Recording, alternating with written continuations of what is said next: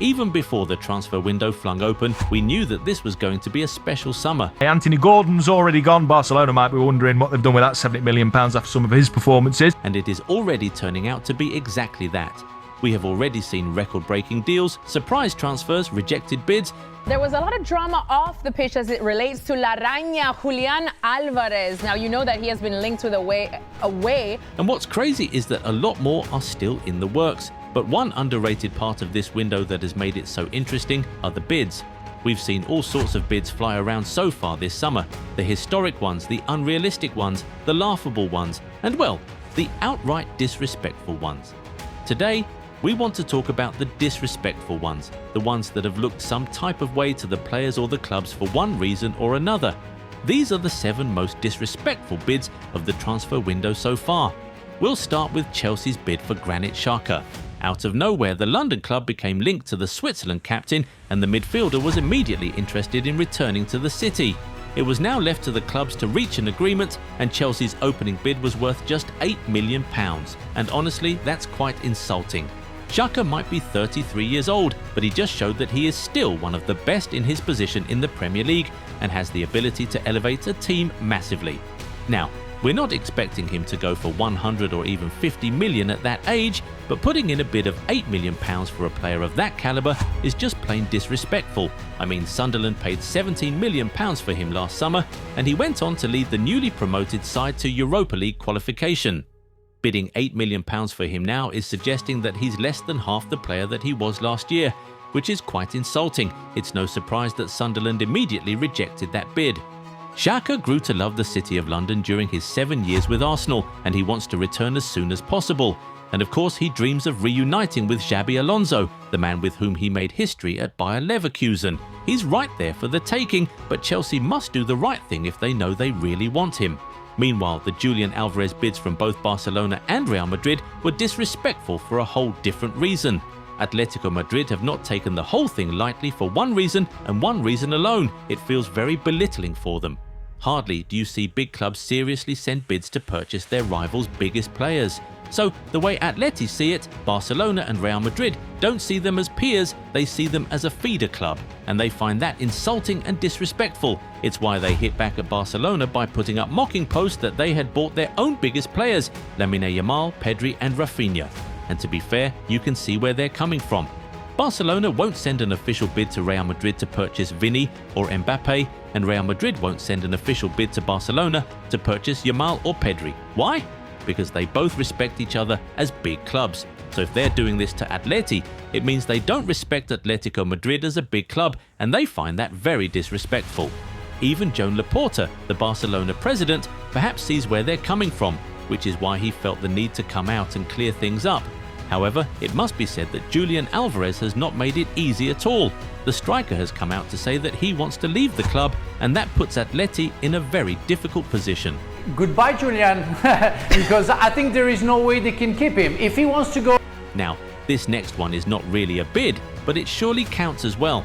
Barcelona telling Man United that they won't pay 30 million for Marcus Rashford but can take him on another loan deal is pretty disrespectful. It's like they're telling Man United that one of their best ever academy products is not worth spending money on or offering a permanent contract and is only good enough for a loan deal. It's disrespectful to both Man United and Rashford himself, perhaps even more so when you consider that they just splashed 80 million on Gordon, who is more or less the same type of player. Let's now talk about the whole thing that Enrique Riquelme did with Rodri and Erling Haaland a few weeks back.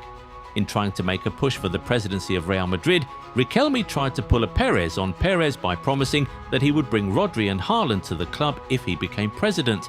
He even promised that Jurgen Klopp would be the head coach on top. Like all that wasn't bad enough, he went as far as unveiling a Real Madrid shirt with Haaland's name on it on TV, claiming that the Norwegian striker had expressed desire to join Real Madrid and he had a release clause he could trigger. Trying to use the names of players and a coach of this stature to win an election without reaching an agreement with them prior is just plain disrespect. There's a reason Man City considered taking legal action and why Klopp's agent was so annoyed by the whole thing. In addition to all of that, a similar principle with that of Alvarez and Atleti could apply here. Man City see themselves as one of the biggest clubs in Europe, and it feels disrespectful that another big club feels like they can just come and take their best players when they like. Speaking of Man City, let's talk about their bid for Bouaddi.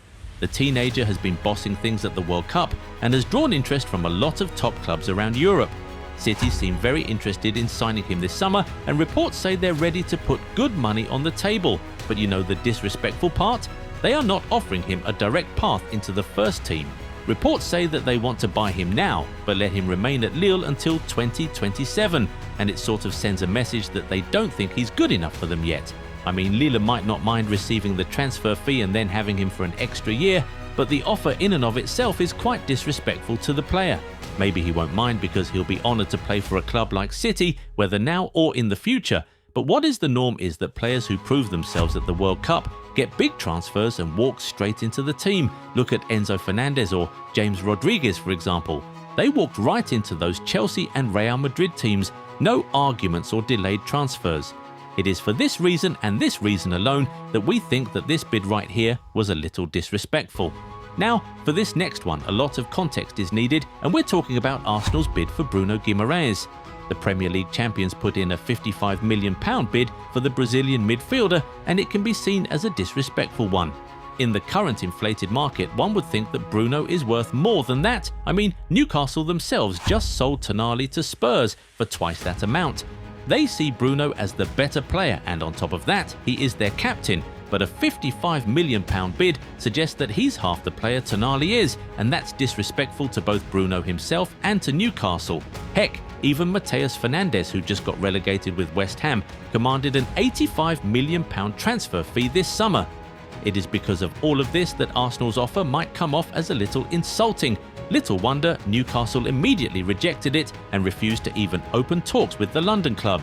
The English champions will now have to come back with a more improved bid if they really want the player this summer. Finally, Liverpool appear to find Inter Milan's £21 million bid for Curtis Jones quite disrespectful. The Italian giants have been interested in the midfielder for months now, and they finally made a proposal this summer, but it was immediately rejected by Liverpool as they feel that Jones is worth more than that. To be fair, Curtis Jones is a 25-year-old two-time Premier League champion who can cover many different positions on the field. You can surely understand why Liverpool would find a £21 million bid for him a little disrespectful, especially in a market where an already relegated Mateus Fernandes just went for £85 million. Yeah, we had to mention that twice, but do you actually think that this one was a disrespectful bid from Inter? Tell us what you think in the comments. Also tell us what other bids or attempted transfers you found really disrespectful so far this summer. If you enjoyed this video, give it a thumbs up and subscribe to the channel. Also, turn on the bell notification so you never miss out on new content. Catch you in the next one. Bye.